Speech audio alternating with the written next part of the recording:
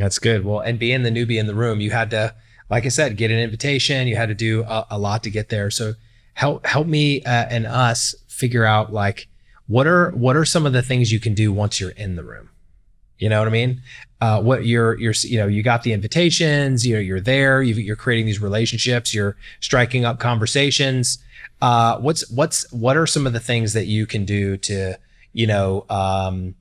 become your own advocate for your business and for yourself as an entrepreneur? That's a great question. So, how you show up to these spaces and places and events is really important. It sounds vain, but especially in what we sell, I make sure that I present the most polished finish, that I feel confident stepping into rooms, because that energy speaks for you before you do oftentimes. So not being afraid to look at people in the eyes and to have conversation and to interject or to create a space for yourself.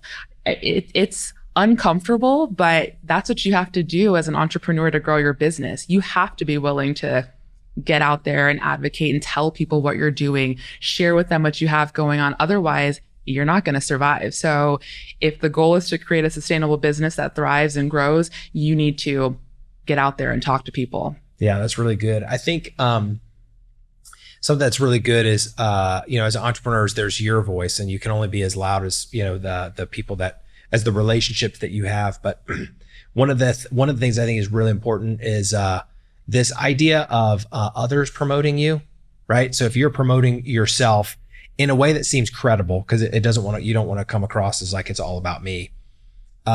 If you can do other things for those people and they know what you're doing, they can end up being advocates for you, right? And it's based on the relationship that you have. So what are some of the ways that you stay away from?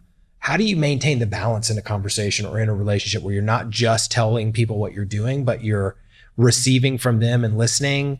And how do you kind of maintain the balance of talking about you versus talking about them or what they're interested in? I think in situations where it is about networking, I always lead the conversation with curiosity about the other individual, because them telling their story is going to open doors for me to ask questions and see how we might make a connection there. So I like asking a lot of questions, learning about, somebody's background, how they got started, things that they enjoy, how they found themselves in this business. And through those kinds of questions, I'll be able to connect dots. And I think that for other entrepreneurs, being curious about learning about people is a really simple way for you just to start talking to people and having conversation in a relevant room. You're all there for the same thing.